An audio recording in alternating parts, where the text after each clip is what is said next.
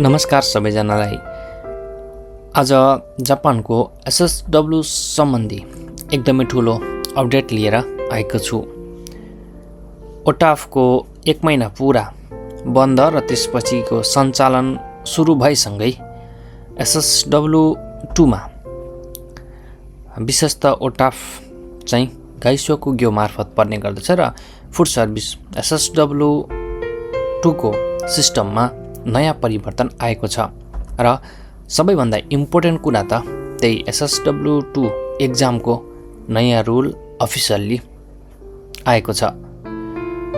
यदि तपाईँ अहिले एसएसडब्ल्यू 1 मा हुनुहुन्छ र फ्युचरमा एसएसडब्ल्यू 2 मा जाने प्लान छ भने भिडियो अन्तिमसम्म हेर्नुहोस्, किनकि एउटा सानो गल्तीले तपाईको एक्जाम बिग्रिन सक्छ।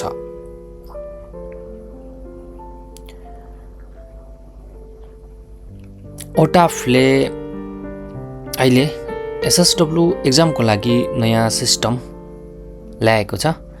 यस विषयमा अगाडि पनि मैले भिडियो बनाएर धेरै जानकारी दिएको छु। त्यही भिडियो सँगसँगै यो भिडियोमा पनि म अझ नयाँ अपडेटसँगै केही कुराहरूलाई निरन्तरता भने दिनेछु। भिडियो अन्तिमसम्म हेर्न भने नबिर्सिनुहोस् है। यो चाहिँ एसएसडब्ल्यू 2 परीक्षा एउटा गाइड हो।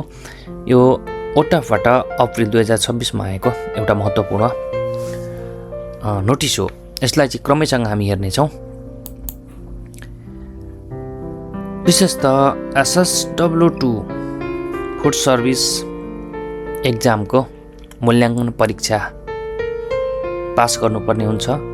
भिजाको लागि एसएसडब्ल्यू 2 पाउनको लागि। दोस्रोमा जेएलपिटी N3 अथवा सोभन्दा माथि ल्याउनु पर्ने हुन्छ र प्लस 2 वर्षको पर्यवेक्षणको अनुभव भएपछि मात्रै एसएसडब्ल्यू 2 को भिजा योग्यता चाहिँ प्राप्त हुने गर्दछ। यहाँ तल नोट भनेर लेखिएको छ। यो सबै शर्तहरू चाहिँ पुरा हुनु जरुरी छ। यति भएपछि तपाईले एसएसडब्ल्यू 2 भिजामा चेन्ज गर्न सक्नुहुन्छ।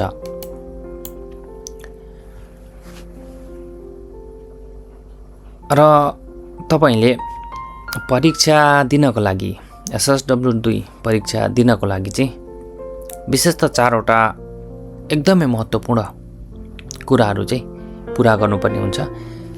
एक, वैध आवासीय हैसियत गैर कानुनी बसाइ नभएको भनेको चाहिँ यसमा त तपाईले एसएसडब्ल्यू 1 मा रहेर काम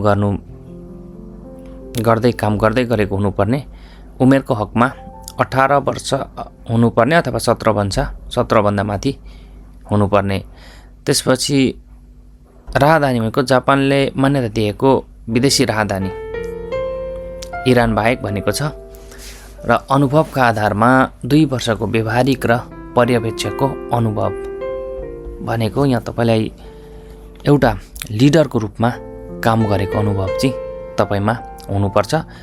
त्यसपछि मात्रै तपाईलाई परीक्षाको लागि आवेदन दिन सकिन्छ। तब ओटाफले तपाईको परीक्षाको आवेदन एक्सेप्ट गर्न सक्छ।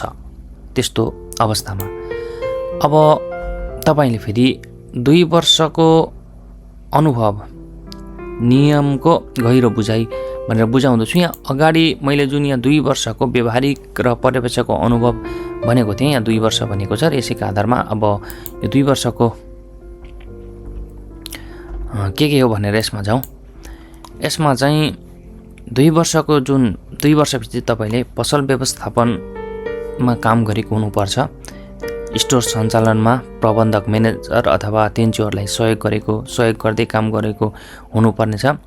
त्यसपछि कर्मचारीको सुपरभिजन भनेको पार्ट टाइमर र विदेशी कर्मचारीलाई निर्देशन भनेको पार्ट टाइमर र अरुबाइतोहरूलाई चाहिँ उनीहरूको लिडर भएर काम गरेको हुनुपर्ने। र अर्को ग्राहक सेवा, प्रत्यक्ष ग्राहक ह्यान्डलिङमा पनि तपाईले काम गरेको अथवा यो 2 वर्ष चाहिँ यो भित्र अनुभव बोकेको हुनुपर्नेछ र यो अनुभव कम्पनीद्वारा प्रमाणित हुनैपर्छ भनेको छ। र यो पटक पनि एक्जाम दिँदाखेरि यो पेपर चाहिँ कम्पनीबाट अनिवार्य एक्जाम एप्लाई गर्दा दिनै पर्ने भएको हुनाले तपाईँले यो अनुभव पनि लिनै पर्ने हुन्छ।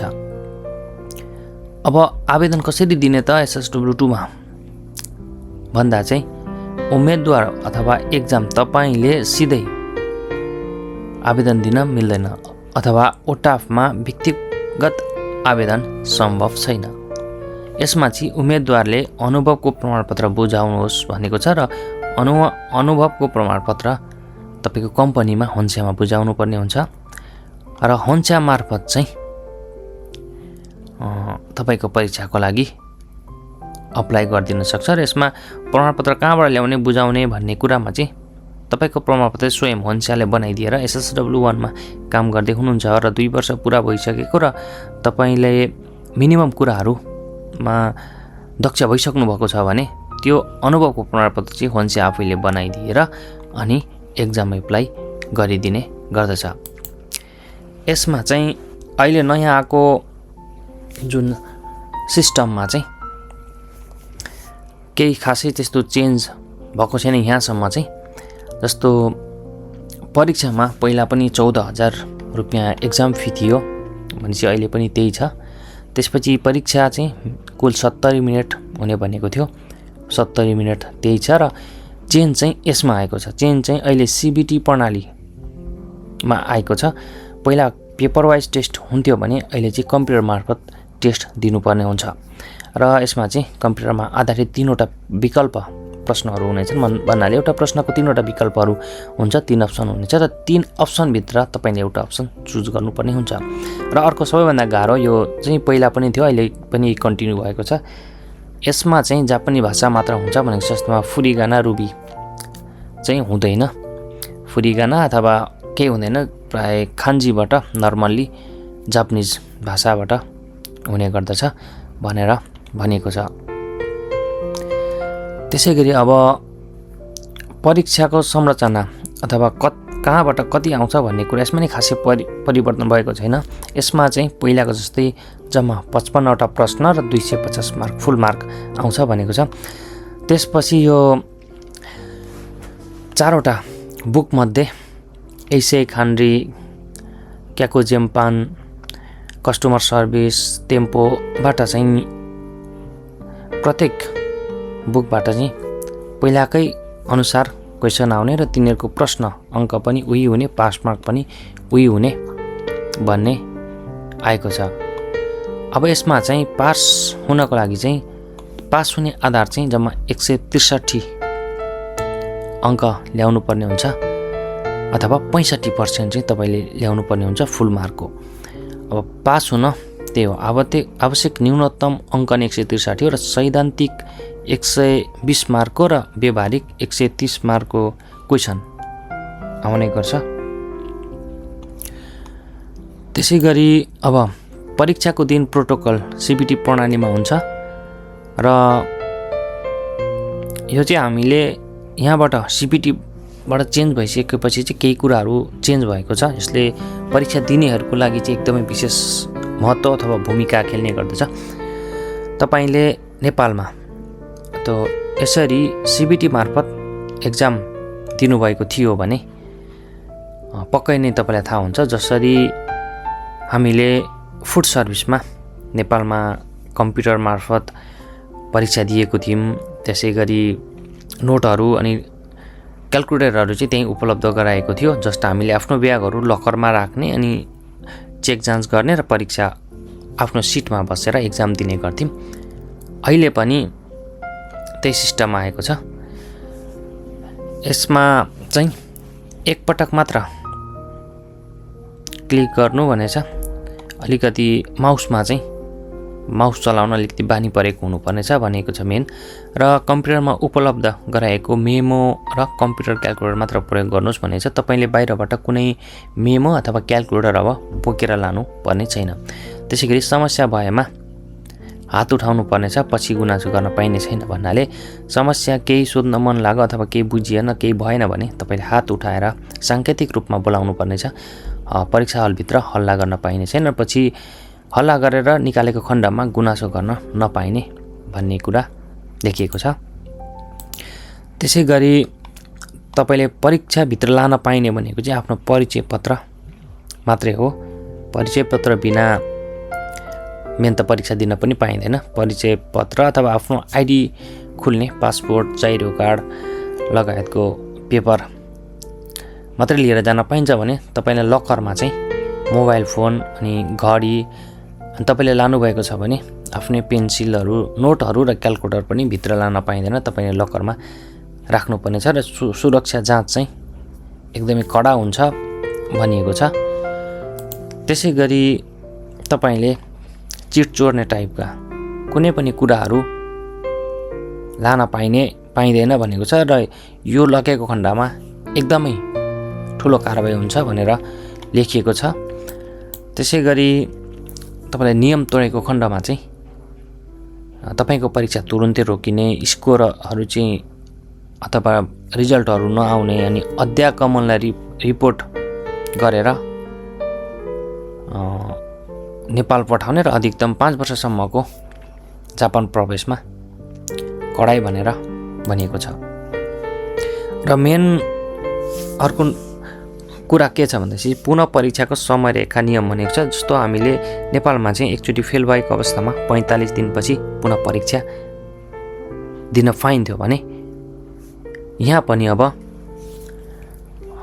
एकचोटि फेल भएपछि 45 दिन परीक्षामा अप्लाई गर्न पाइने छैन र 45 दिनपछि मात्रै आउने परीक्षाको लागि आवेदन दिएर फेरि परीक्षा दिन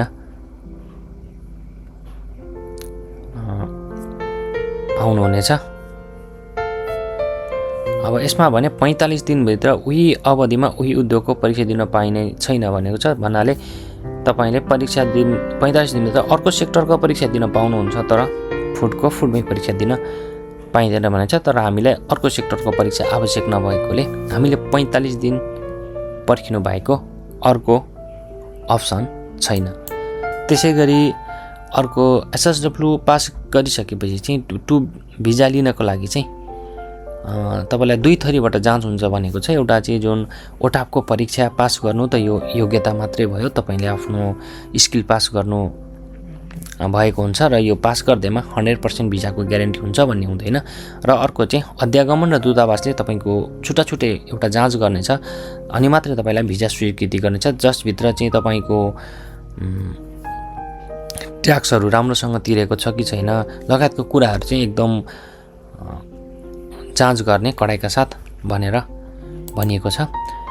र अन्तिममा चाहिँ रोजगारदातासँग कुरा गर्नुहोस् भनेको छ। तपाईँको कम्पनीसँग चाहिँ कर्पोरेट माइपेज दर्ताको लागि चाहिँ तपाईँले कुरा गर्नुपर्ने हुन्छ। कम्पनीले माइपेज दर्ता ओटापसँग दर्ता गरेपछि मात्रै तपाईँको अप्लाई दिन मिल्छ। र अर्को कुरा चाहिँ अनुभव प्रमाणित गर्नुहोस् भन्छ। 2 वर्षपछि मात्रै तपाईँको एक्जाम दिन मिल्छ। अब 2 वर्ष नपुगी चाहिँ तपाईँले एक्जाम दिन मिल्दैन। र ओटाफमा पाठ्यपुस्तक पढ्नुहोस् भनेको छ अनि सरसफाइ र पसल व्यवस्थापनमा फोकस गर्नुहोस् भनेको छ। मेन चाहिँ यो पोइन्ट हो। जस्तो सरसफाइ, एसै खण्डी र यो होटल व्यवस्थापन तपाईँले यो 2टा मात्रै बुक मजाले पढ्नुभयो भने पास हुने चान्स एकदमै हाई छ।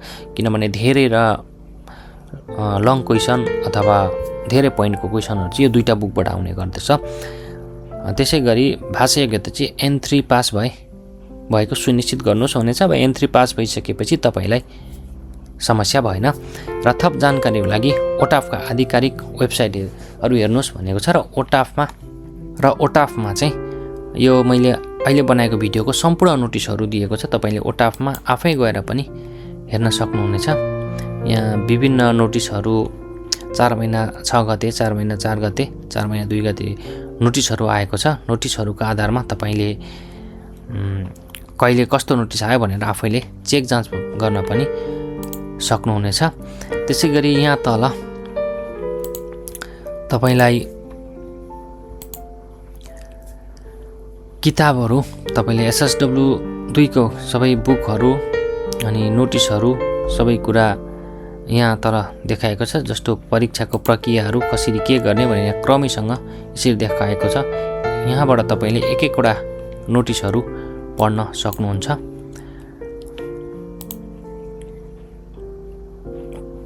यहाँ चाहिँ ओटाफट हुने SSW1 र SSW2 को सबै कुराहरू चाहिँ देखाएको छ। तपाईले यहाँबाट चाहिँ ओटाफको आधिकारिक पेजबाट सबै नोटिसहरू लिन सक्नुहुन्छ।